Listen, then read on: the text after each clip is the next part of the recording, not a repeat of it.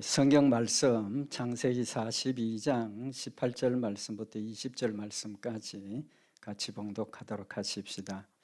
3일 만에 요셉이 그들에게 이르되 나는 하나님을 경외하노니 너희는 이같이 하여 생명을 보존하라. 너희가 독실한 자임은 너희 형제 중 한 사람만 그 옥에 갇히게 하고 너희는 곡식을 가지고 가서 너희 집들의 주림을 구하고 너희 말째 아우를 내게로 데리고 오라. 그리하면 너희 말이 진실함이 되고 너희가 죽지 아니하리라. 그들이 그대로 하니라. 아멘.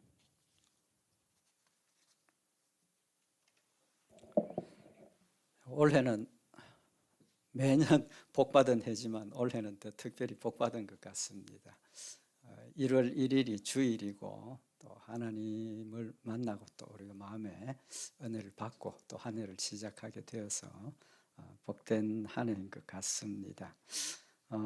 하나님 주신 은혜와 사랑이 우리 마음 가운데 늘 충만하기를 원하고 또 강하고 담대한 믿음 위에 서서 올 한 해도 주님 안에 영광 돌리고 또 하나님 주신 축복들을 우리 풍성히 받아 누리는 복된 역사에 있기를 원합니다. 하나님 우리를 향하신 뜻이 뭐라고 그랬습니까? 항상 기뻐하라. 쉬지 말고 기도하라. 범사에 감사하라. 예. 이는 그리스도 예수 안에서 너희를 향하신 하나님의 뜻이니라 그랬습니다. 그러니까 우리가 늘 기뻐하고 쉬지 말고 기도하고 범사에 감사하는 이런 열매가 우리 가운데 맺혀져야 되겠는데 쉽습니까? 어렵습니까? 쉽지 않죠. 쉽지 않습니다. 근데 항상 기뻐하고 쉬지 않고 기도하고 범사에 감사할 수 있는 힘이 뭡니까? 믿음이죠. 뭐 말할 필요가 없습니다. 그죠? 믿음입니다. 근데 우리 하나님 그래서 우리에게 뭘 원하십니까? 믿음이죠.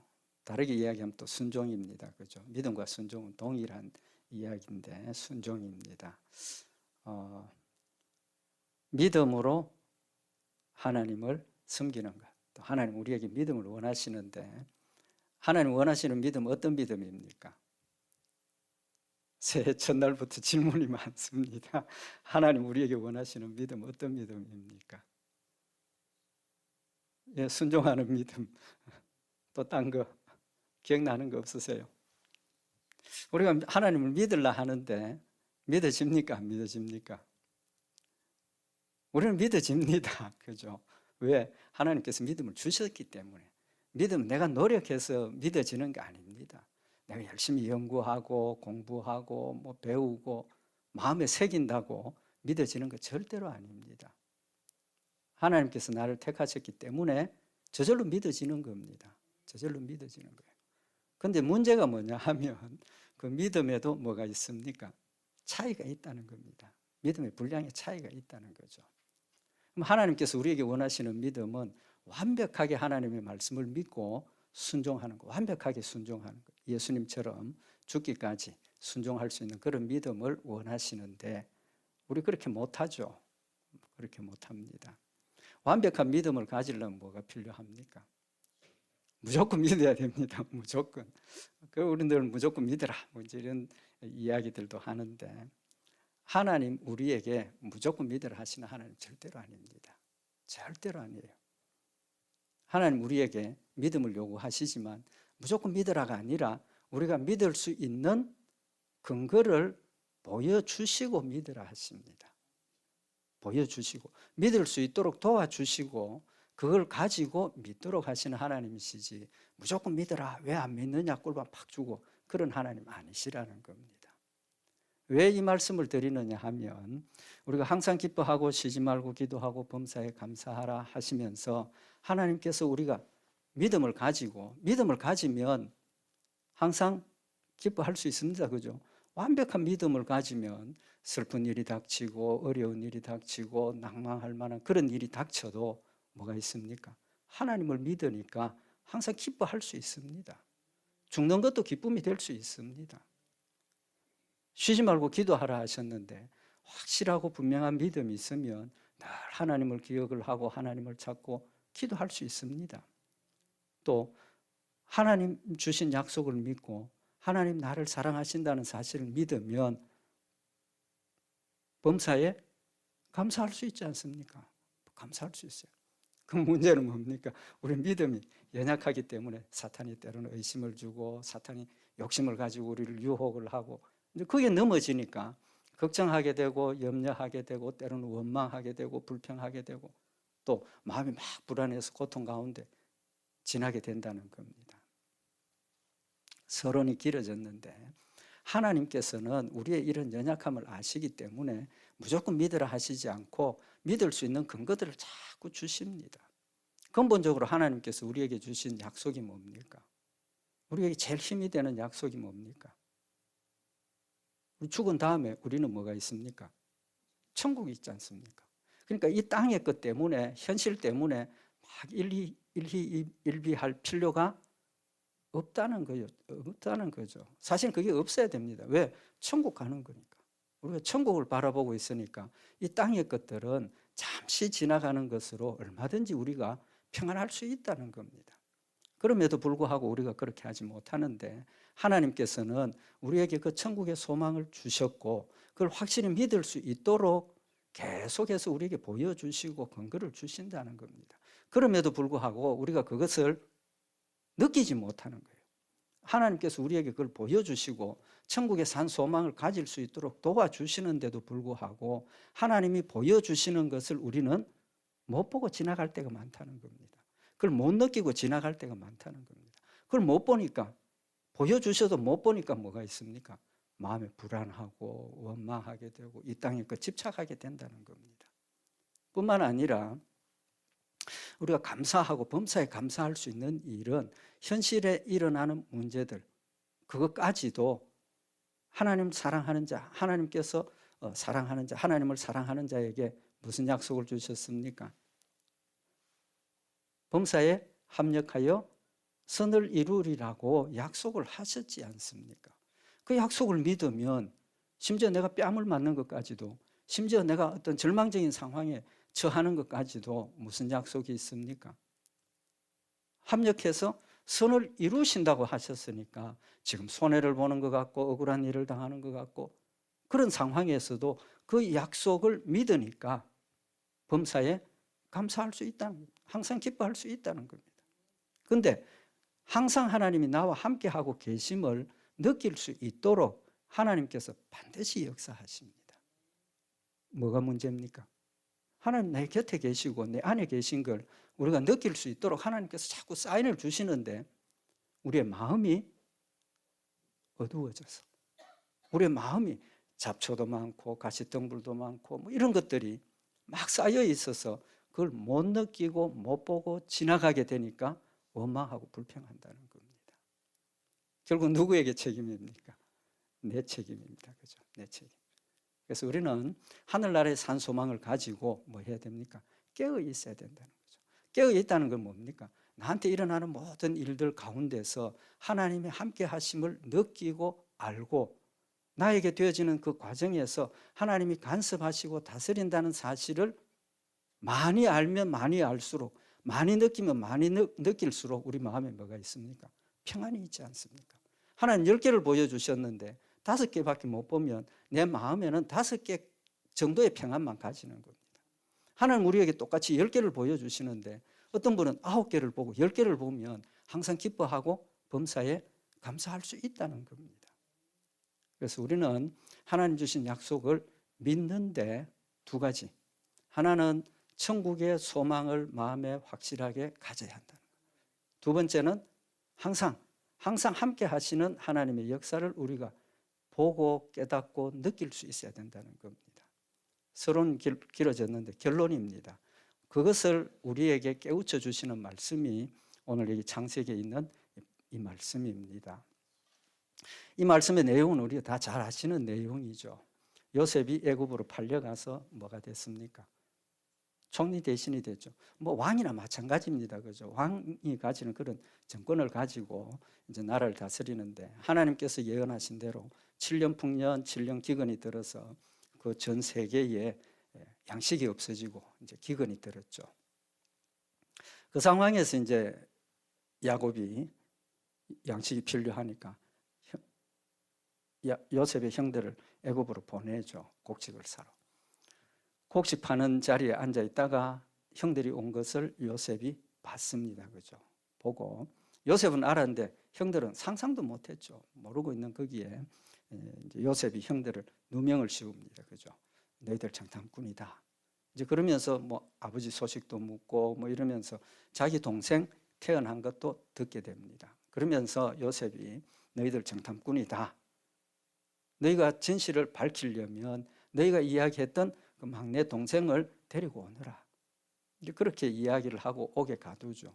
옥에 가두고 난 뒤에 사흘 만에 다시 형들을 불러내 가지고 오늘 이 본문 말씀을 지금 이야기를 하고 있는 겁니다. 그래서 오늘 여기 본문 말씀에 보면 18절에 보면 3일 만에 요셉이 그들에게 이르되 나는 하나님을 경외하노니 너희는 이같이 하여 생명을 보전하라. 너희가 독실한 자이면 하나님을 정말 믿는 자면 신실하게 믿는 자면 돌아가서 한 사람만 여기 옥에 갇혀 있고 나머지는 돌아가서 이야기했던 막내 동생 데리고 오느라 그렇게 이야기를 하게 되는 겁니다. 이 말씀은 이 내용은 하나님께서 하나님이 함께 하심을 요셉의 형들에게 깨우쳐 주시는 말씀입니다. 그런데 요셉의 형들은 어땠습니까? 큰일 났다. 억울한 누명을 썼다. 걱정하고 근심하죠. 거기에 대한 부분 말씀을 잠깐 참고를 하도록 하십시다. 야곱에게 하나님께서는 확실한 약속을 주셨습니다. 어떤 약속을 주셨습니까?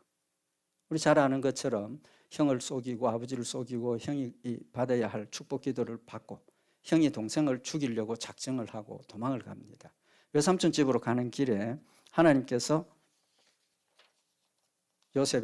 야곱에게 찾아오셨죠.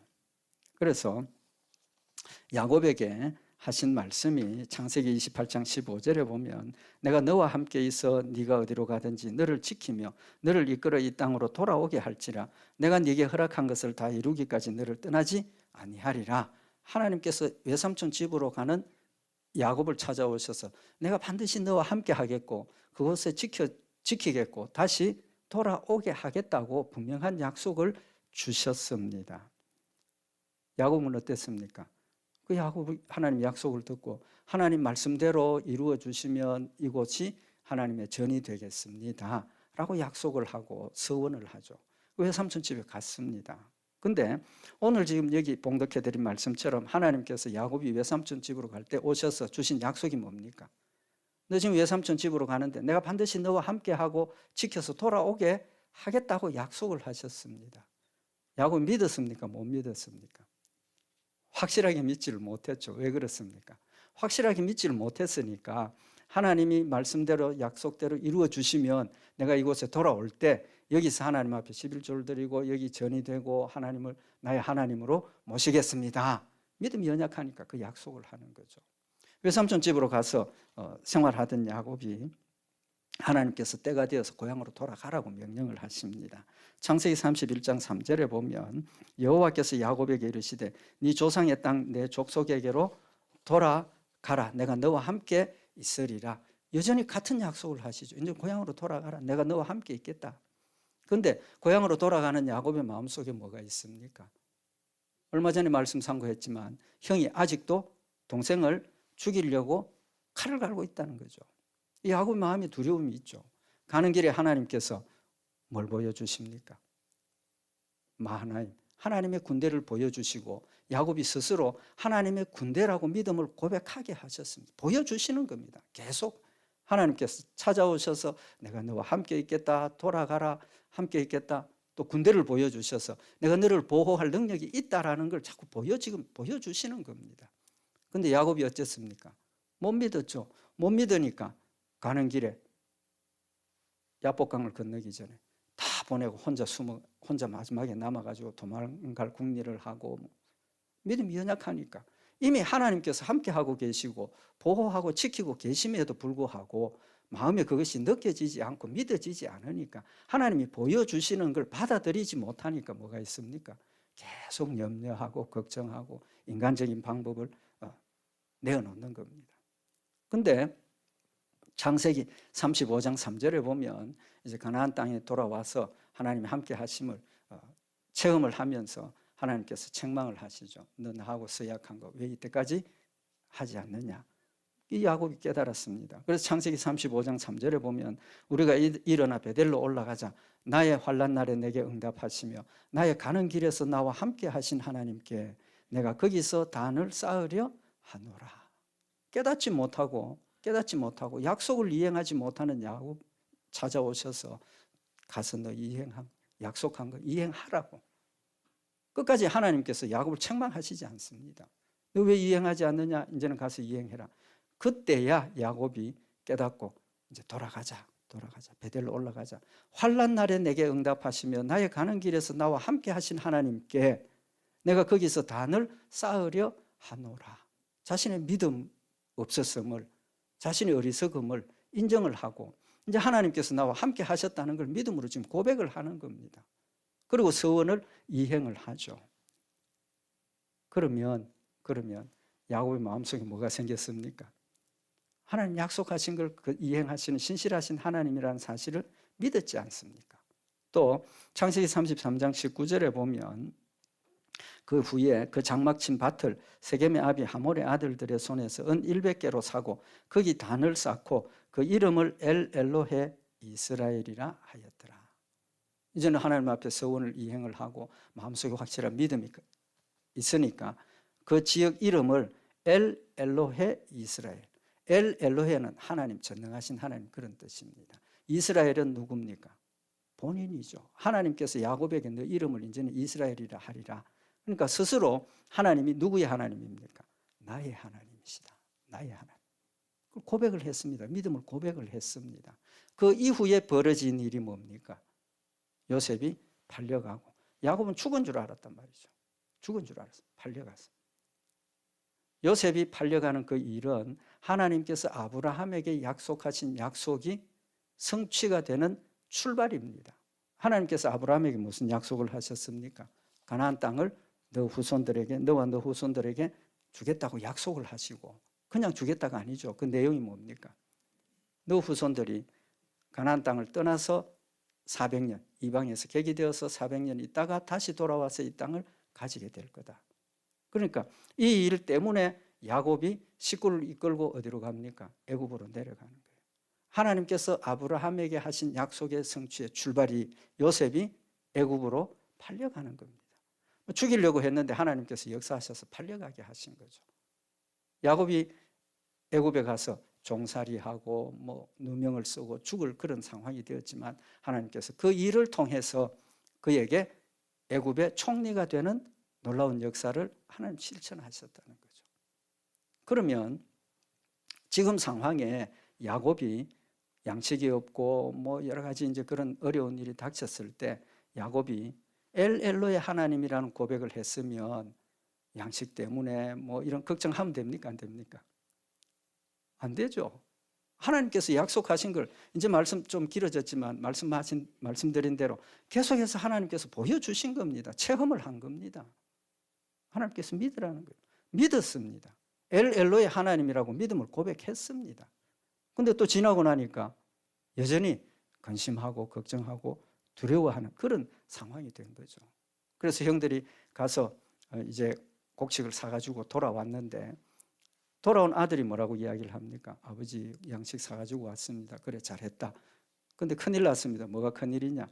베냐민을 데리고 다시 애굽으로 내려가야 합니다. 한 사람이 잡혀 있습니다. 그 소리를 듣고 야곱이 뭐라고 그럽니까? 낙담하죠. 왜 낙담합니까?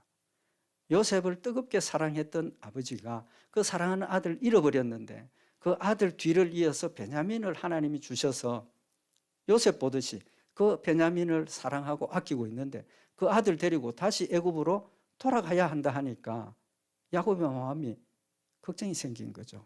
그래서 창세기 42장 38절에 보면 야곱이 가로되 내 아들은 너희와 함께 내려가지 못하리니 그의 형은 죽고 그만 남았음이라. 만일 내가 너희 행하는 길에서 재난이 그 몸에 미치면 너희가 나의 흰머리로 슬피 음부로 내려가게 함이 되리라. 지금 요셉이 죽은 줄 알고 있지 않습니까? 근데 이 요셉하고 같은 어머니에게서 난 이 막내 아들 베냐민입니다. 그러니까 야곱이 이 아들 보냈다가 요셉처럼 또 죽으면 어떡할까? 그럼 못 간다 했어요. 이제 양식 다 먹고 나니까 안 가면 안 되는 그런 상황이 되니까 할 수 없어서 이제 야곱도 그럼 데리고 가라고 이제 보내게 되는데, 창세기 43장 6절에 보면 이스라엘이 가로되, 야곱을 이스라엘이라 그랬습니다. 이스라엘이 가로되 너희가 어찌하여 너희에게 오히려 아우가 있다고 그 사람에게 구하여 나를 해롭게 하였느냐.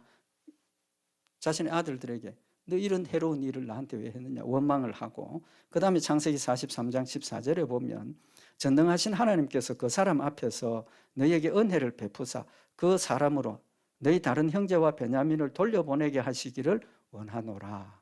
뭡니까? 기도죠, 그죠? 기도. 하나님께 기도합니다. 하나님, 이 아들 갔다가 잡혀있는 그 아들하고 다른 아들 다 무사히 돌아오게 해주십시오. 그렇게 기도를 한 겁니다. 믿음의 기도죠. 근데 사실은 이것도 완벽한 믿음의 기도가 아닙니다. 완벽한 믿음의 기도였다면 뭐 해야 됩니까? 마음이 평안해야 되죠. 기쁨과 감사가 있어야 되는 겁니다. 뭐 기쁨과 감사는 없었다 할지라도 마음은 평안해야 돼요. 근데 그 뒤에, 그 기도 뒤에 뭐냐 하면 내가 자식을 잃게 되면 잃으리로다. 이 사족을 달 필요가 있습니까? 없습니까? 하나님 함께 하실 걸 믿고 하나님 전능하심을 믿고 하나님 돌려보내 주십시오라고 기도했으면 내가 자식을 잃게 되면 잃으리라. 그 말 하면 됩니까? 안 됩니까? 안 되죠. 안 됩니다. 그 말을 했다는 것은 하나님 앞에 믿고 맡기고 기도했음에도 불구하고 뭐가 있습니까? 아직도 의심이 있다는 겁니다. 그러니까 자포자기하는 겁니다. 체념하는 겁니다. 자신이 당하는 이 일에 기쁨과 감사로 받아들이고 평안해야 함에도 불구하고 하나님께 믿음으로 기도했음에도 불구하고 믿고 맡기지 못하니까 안 되면 할 수 없다. 체념을 하고 있다. 온전한 믿음이 아니었기 때문에. 지금 우리의 입장에서 보면 지금 야곱은 어떤 상황입니까? 그런 걱정할 필요가 있습니까? 없습니까? 없지 않습니까? 우리는 이미 상황을 다 알고 있으니까. 하나님께서 역사하신 역사를 우리는 성경 말씀을 통해서 이미 다 알고 있으니까 지금 야곱이 이런 행동을 하는 것이 비신앙적이고 잘못된 거다. 우리는 이렇게 비판하고 평가를 하지만 우리도 똑같다는 겁니다. 똑같아요. 우리도 똑같지 않습니까? 하나님 우리에게 주신 하늘나라의 산 소망을 온전히 믿고 하나님께서 함께 하시고 약속하신 대로 우리를 지켜주신다는 사실을 믿고 또 이 땅의 것보다 우리의 소망은 하늘나라에 있다는 사실을 확실히 믿으면 지금 현재 내 앞에 닥치는 현실의 문제 때문에 기뻐하고 슬퍼하고 체념하고 포기하고 원망하고 불평할 이유가 없다는 겁니다. 없다는 거예요. 야곱이 왜 그랬습니까? 하나님이 보여주셨음에도 불구하고 그것을 믿음으로 완벽하게 내 것으로 소유하지 못했기 때문이라는 결론을 내릴 수가 있다는 겁니다. 우리도 마찬가지입니다. 하나님 우리에게 똑같은 약속을 주셨고 우리의 돌아온 삶을 돌아보면 하나님께서 함께 하시고 지키시고 위로하시고 격려하셨던 일들이 우리에게도 있습니다. 있다고. 그걸 우리 마음속에 새기고 그 체험이 하나님 역시 나를 사랑하시는구나 라는 확실한 믿음의 열매가 되어야 한다는 겁니다. 두 번째로 오늘 여기 형들의 모습을 보면 현실적인 문제입니다. 이건 현실적인 문제. 좀 전에 말씀드린 것처럼 억울한 누명을 씌운 요셉이 창세기 42장 15절에 보면 너희의 진실을 증명하라 하면서 뭐라고 이야기를 하느냐 하면 너희는 이같이 하여 너희 진실함을 증명할 것이라 바로의 생명으로 맹세하노니 너희 말째 아우가 여기 오지 아니하면 너희가 여기서 나가지 못하리라. 이제 협박을 하는 거죠. 동생 데리고 오라. 만약에 안 데리고 오면 너 여기서 못 나간다. 근데 누구를 두고 맹세를 합니까? 바로의 생명으로 내가 맹세한다. 그렇게 했습니다. 근데 3일 만에 다시 불러내어서 오늘 우리 본문 말씀에 보면 18절에 3일 만에 요셉이 그들에게 이르되 나는 하나님을 경외하노니 너희는 이같이 하여 생명을 보전하라. 느낌이 오십니까? 형들이 마음의 평안을 가지고 형들이 기뻐하고 감사해야 될 이유를 찾으셨습니까? 핵심이 뭡니까? 지금 요셉이 나는 하나님을 경외하노니 그랬습니다. 나는 하나님을 경외하노니. 지금 요셉의 지위가 어디입니까? 애굽의 왕 다음 가는 지위에 있는 사람입니다. 애굽에 하나님이 있습니까? 애굽에서 하나님을 믿는 사람이 있습니까? 없지 않습니까? 거기에서 평민도 아니고 왕 다음 가는 사람이 나는 하나님을 경외하노니 느낌이 와야죠. 한국에서 여행을 하면서 고속버스를 탄다든지 뭐 기차를 타고 여행을 하는데 뭐 시간이 많이 한 서너 시간 가다 보면 옆에 분들하고 이야기를 나누게 됩니다. 이야기를 하다가 고향 사람 만나면 어떻습니까? 반갑죠. 또 여행하다가 나 예수 믿습니다. 그런 마음이 어떻습니까? 반갑지 않습니까? 말이 더 잘 통하게 된다고. 지금 여기서 나는 하나님을 경외하노니 하면 머리에 벼락을 맞아야 돼요. 왜? 거기는 하나님을 경배하는 사람, 하나님을 믿는 사람 하나도 없는 곳 아닙니까? 우상을 숭배하는 곳입니다. 거기에 하나님을 경외하는 사람을 만났으니까 나도 하나님 믿습니다. 그럼 어떻게 됩니까? 통하잖아요. 통한다고. 하나님이 이 요셉의 형들에게 보여주시는 겁니다. 네, 걱정하지 마라. 하나님을 믿는 사람 만났지 않느냐? 하나님 믿는 사람 만났으니까 나도 하나님을 신실하게 믿으면 나 진실합니다. 인정해 줄 거 아니냐고. 그걸 못 느꼈다는 겁니다. 돌아가는 형들의 곡식 자루에 뭐가 들었습니까? 곡식 팔았던 돈이 그대로 지금 같이 가고 있어요. 그때 그들이 놀라면서 창세기 42장 28절에 보면 그가 그 형제에게 고하되 내 돈을 도로 넣었도다. 보라 자루 속에 있도다. 이에 그들이 혼이 나서 떨며 서로 돌아보며 말하되 하나님이 어찌하여 우리에게 이 일을 행하셨는고. 큰일 났지 않습니까? 곡식값 다 주고 왔는데 그게 자루에 들어있으니까 나중에 돌아가면 오해받을 가능성이 있지 않습니까? 훔쳐갔다고. 걱정이 되는 거예요. 그러면서 하나님께 원망을 했습니다. 그래서 다시 이제 곡식 사러 돌아갈 때 그런 딸려온 원래 곡식값하고 새로 살 곡식값하고 다시 가지고 이제 돌아가게 되는 거죠. 근데 애굽에 이제 다시 곡식을 사러 간 그 야곱의 아들들이 요셉의 청지기에게 두려우니까 뭘 합니까? 이실직고를 하죠. 가서 만나자마자 창세기 43장 22절에 보면 우리가 가서 보니까 자루에 곡식값이 그대로 들었습니다. 우리 그거 다시 가지고 왔습니다. 그렇게 이야기를 하니까 청지기가 뭐라고 그럽니까? 창세기 43장 23절에 보면 그가 이르되 너희는 안심하라. 두려워 말라.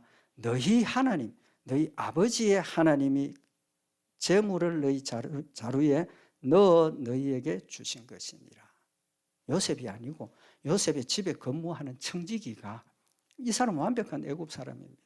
그런데 그 사람의 입에서 그 돈 너희 하나님, 너희 아버지의 하나님께서 너희에게 주신 것이다라고 이야기를 하고 있습니다. 놀랍지 않습니까? 깨달아야 되지 않습니까? 느껴야 됩니다. 그럼에도 불구하고 그들은 깨닫지 못한 거예요. 느끼지 못한 거예요. 계속해서 하나님께서 그들에게 내가 너희와 함께 하고 있다. 내가 너희를 위해서 이렇게 역사하셨다. 깨우쳐 주시는데도 불구하고 못 느꼈다는 겁니다. 뿐만 아니라 돌아온 요셉이 형들과 같이 이제 식사를 하게 됩니다. 식사를 하게 되는데 창세기 43장 29절에 보면 요셉이 눈을 들어 자기 어머니의 아들 자기 동생 베냐민을 보고 가로되 너희가 내게 말하던 너희 작은 동생이 이냐 그가 또 가로되 소자여 하나님이 네게 은혜 베푸시기를 원하노라. 자기 동생을 만나서 요셉이 하나님이 네게 은혜 베푸시기를 원한다. 놀라운 일 아닙니까? 하나님을 알지 못하는 그 동네에서 왕 다음으로 가는 권력자가 동생 앉혀놓고 하나님이 너에게 축복하기를 원한다. 그럼에도 불구하고 형들은 느끼지를 못한 겁니다. 깨닫지 못한 거예요. 왜 그렇습니까? 아직도 그들의 마음이 염려, 걱정, 근심, 원망, 불평, 왜 우리에게 이런 일이 닥쳤느냐라는 이런 불신앙의 마음이 가득 차 있으니까 하나님께서 계속 평안을 주시고 믿으라, 내 너와 함께 하고 있다 봐라 보여주시는데도 불구하고 깨닫지 못하고 있는 거예요. 우리도 마찬가지입니다. 우리에게 되어지는 모든 일에 절대로 하나님 함께 하고 계십니다. 역사하고 계십니다. 에베소서 4장 18절에 보면 저희 총명이 어두워지고 저희 가운데 있는 무지함과 저희 마음이 굳어짐으로 말미암아 하나님의 생명에서 떠나 있도다. 우리가 믿음에서 떠나는 이유를 밝혀주고 있지 않습니까? 마음이 굳어졌다는 겁니다. 무엇으로? 욕심으로. 세상의 명예, 권세, 재물, 건강, 세상의 것에 마음이 가니까 마음이 굳어질 수밖에 없는 겁니다. 하늘나라에 산 소망을 가지고 하나님 주신 사랑으로 내 마음에 채우면 거기에 대한 욕심은 떠나가고 우리의 목적이 하나님의 의를 찾고 하나님의 영광을 찾는 그런 목적이 되어지면 내 가운데서 역사하신 하나님의 역사를 우리는 느낄 수밖에 없고 볼 수밖에 없다는 것입니다. 그래서 너희가 감각 없는 자 되어 자신을 방탕에 방임하여 모든 더러운 것을 욕심으로 행하되, 우리 욕심 때문에 아직도 세상을 버리지 못하고 자기를 부인하지 못한 이런 것들 때문에 하나님께서 끊임없이 보여주시고 깨닫게 하시고 느끼게 해주심에도 불구하고 그걸 느끼지 못하고 깨닫지 못하고 받아들이지 못하는 우리의 모습을 지금 야곱의 형들을 통해서 우리에게 보여주시는 겁니다. 마태복음 25장 13절에 보면 그런즉 깨어 있으라, 너희는 그날과 그 시를 알지 못하느니라. 깨어 있으라고 말씀을 하시는 겁니다. 깨어 있다는 것은 우리의 마음이 옥토가 되는 거예요. 내 마음에 있는 욕심, 내 마음에 있는 세상을 사랑하는 것, 하나님보다 더 원하고 사랑하는 것 자꾸 끊어내는 겁니다. 자기를 부인하는 일이죠. 설교는 이래 하지만 저도 그렇게 완벽하게 못합니다. 할 수 없습니다. 그럼에도 불구하고 하나님께서는 우리를 버리지 아니하시고 책망하지 아니하시고 순간순간마다 깨달을 수 있도록 역사하시는 사랑과 은혜의 하나님이십니다. 잘못했다고 낙심하지 마십시다. 온전히 이루지 못했다고 실망하지 마십시다. 하나님 아십니다. 그럼에도 불구하고 하나님 우리를 사랑하셔서 절대로 놓지 않으시고 올 한 해도 함께 하시고 지키셔서 주의 길을 가도록 하실 줄 믿습니다. 우리 다시 한번 우리의 길을 하나님께 맡기고 하늘나라의 산 소망을 가지고 현실 문제를 하나님 역사를 바라보면서 믿음 안에서 승리하는 우리 복된 역사 있기를 바랍니다. 기도드리십시다. 사랑의 하나님 아버지, 우리를 사랑하셔서 독생자 예수 그리스도를 보내주시고 하늘나라의 산 소망을 가지게 하시고 한 번도 저희를 떠나신 적이 없고 졸지도 아니하시고 주무시지도 아니하시며 우리와 함께하며 지켜주신 하나님의 은혜와 사랑을 진심으로 감사를 드립니다. 앞으로도 함께 하시고 지키시고 인도하실 줄 믿습니다. 내 마음의 욕심과 내 마음의 굳어짐과 내 영혼이 잠들어 있으므로 하나님 함께 하심을 깨닫지 못하고 원망하고 불평하고 낙심했던 어리석음을 주님 앞에 고백합니다. 하나님 사랑의 손길로 우리의 영안을 밝혀주시고 다시 한번 우리의 마음이 옥토가 되게 하셔서 함께 하시는 하나님을 믿고 느끼고 감사하며 담대하게 주의 일들을 감당하는 새해가 되도록 주님 축복하시옵소서. 늘 함께 하실 줄 믿고 감사드리오며 우리 주 예수 그리스도의 이름으로 기도드리옵나이다. 아멘.